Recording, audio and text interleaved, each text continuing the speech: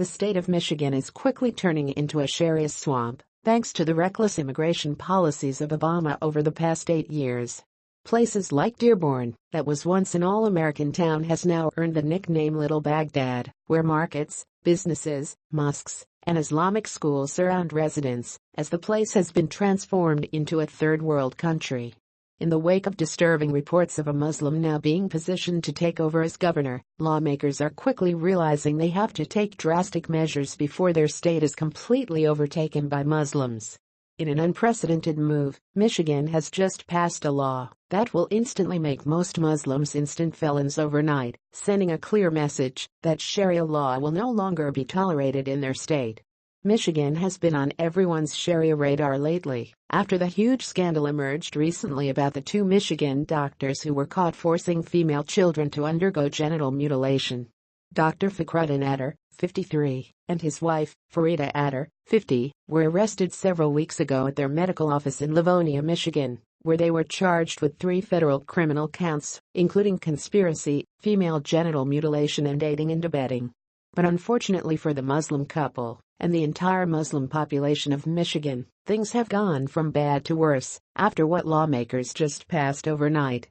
After realizing that only jailing 2 Muslims for their crimes would do little to stop the rampant cases of little girls being mutilated in order to comply with Sharia law, as it's common that Muslims will just perform this procedure on their own children, Michigan has just passed a law that will send any Muslim to prison for 15 years who is found guilty of taking part in the procedure, to include parents. Pamela Geller has more. The law was written and passed in the wake of a widely reported and horrific discovery of the procedure being conducted on 2 girls from Minnesota and 4 from Michigan, allegedly by a doctor in Detroit. The federal government investigating the incident said the FGM was pushed in these instances by an India-based Muslim sect called Dawoodi Bohra. Governor Rick Snyder, who will be running against Muslim Abdul El-Sayed in the 2018 governor race, is frantic to take back control of his state that is being completely overrun by these Sharia-supporting Muslim terrorists. Those who commit these horrendous crimes should be held accountable for their actions, and these bills stiffen the penalties for offenders while providing additional support to victims, Governor Rick Snyder said in a statement.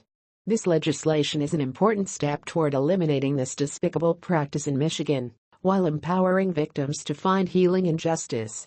Fox News went on. The practice, also known as female circumcision or cutting, is a federal crime punishable by 5 years in prison. But the new Michigan laws, which also give prosecutors and victims more time to pursue such cases, create harsher penalties for procedures that have been condemned by the United Nations, but are common for girls in some parts of Asia, Africa, and the Middle East. Michigan is the 26th state to officially ban the practice in the U.S. The state laws take effect in October. The new laws apply to parents or others who knowingly facilitate genital mutilation, including the transporting of girls to another state for the procedure.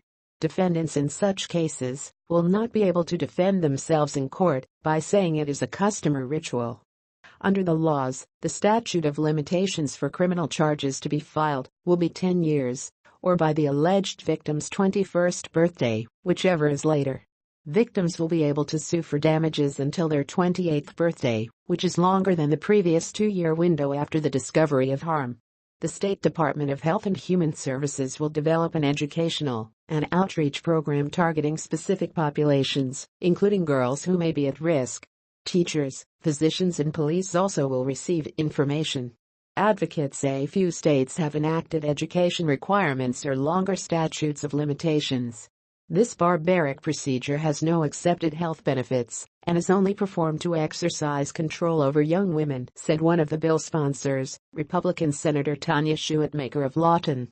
We owe it to our girls to give law enforcement and prosecutors every available tool to bring the perpetrators to justice. It's good to see lawmakers coming down hard on these Muslims who prove on a daily basis they have no intentions of assimilating into Western civilization. If they want to carve up their little girls and live under Sharia law, they can happily do that over in their lovely crap-covered third-world countries.